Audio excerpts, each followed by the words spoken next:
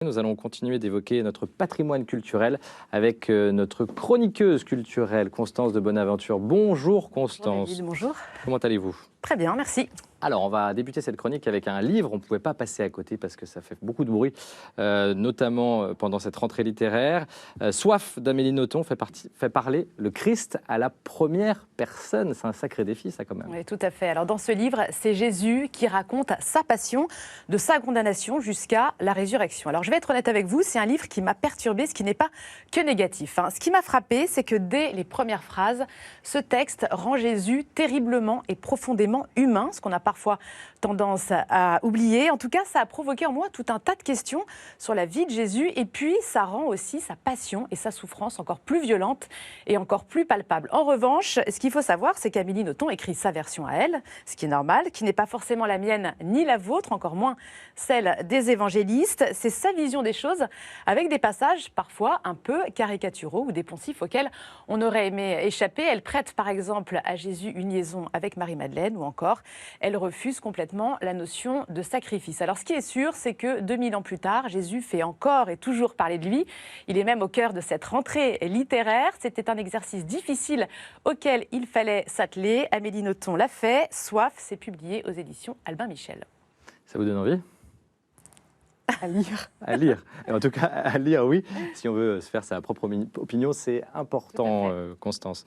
Alors, on change totalement de registre avec une exposition étonnante maintenant sur une histoire méconnue, l'histoire silencieuse des sourds du Moyen-Âge à nos jours. De quoi s'agit-il? Alors, c'est une exposition qui m'a complètement ouvert les yeux sur une condition, une histoire que je ne connaissais absolument pas. Grâce à des archives, des peintures et des textes, le visiteur peut suivre toute l'évolution des droits des personnes sourdes. Et dans cette histoire, un personnage est central. Il s'agit de l'abbé de l'Épée que l'on voit sur ce tableau. Alors, au XVIIIe siècle, c'est lui qui a permis l'accès à l'éducation pour les sourds et l'utilisation de la langue des signes. Ce qu'on apprend, c'est qu'ensuite, dès 1880, s'ensuit une période de rejet. Ici, vous le voyez, c'est le président Félix Faure. Alors lui, il militait pour la démutisation de l'enfant sourd, c'est-à-dire qu'il voulait les faire parler à tout prix et il jugeait que la langue des signes était beaucoup trop archaïque pour le monde moderne. Il faudra d'ailleurs, sachez-le, attendre 2005 pour que la langue des signes soit officiellement reconnue.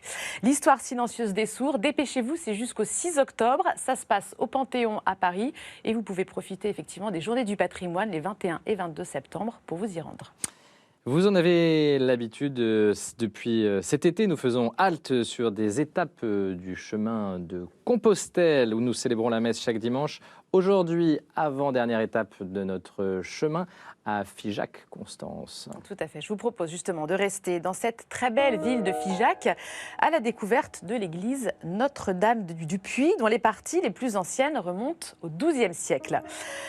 Alors, vous allez le voir pendant toute la messe, mais justement, j'aimerais vous en dire un peu plus sur ce retable majeur installé en 1696, un symbole de la reconquête catholique romaine. Regardez ce décor exubérant à la gloire de la Vierge et qui met en scène deux tableaux complémentaires. Au centre, vous le voyez, l'Assomption de la Vierge qui présente Marie qui s'élève du tombeau. Elle est entourée d'un cortège d'anges répandant des roses.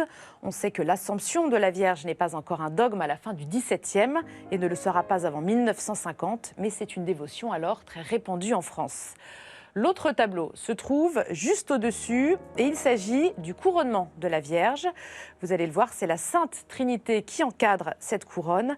Et de manière logique, tout ce qui se passe au ciel est au-dessus de ce qui se passe sur la terre. J'ai envie de vous faire réagir, Isabelle Saint-Martin, historienne d'art. C'est magnifique. Et ça prouve aussi que les œuvres n'attendent pas la proclamation des dogmes pour exprimer les dévotions, les réflexions, la sensibilité religieuse d'une époque. La dévotion est finalement assez démocratique. Bon. Merci en tout cas Isabelle Saint-Martin d'avoir été avec nous.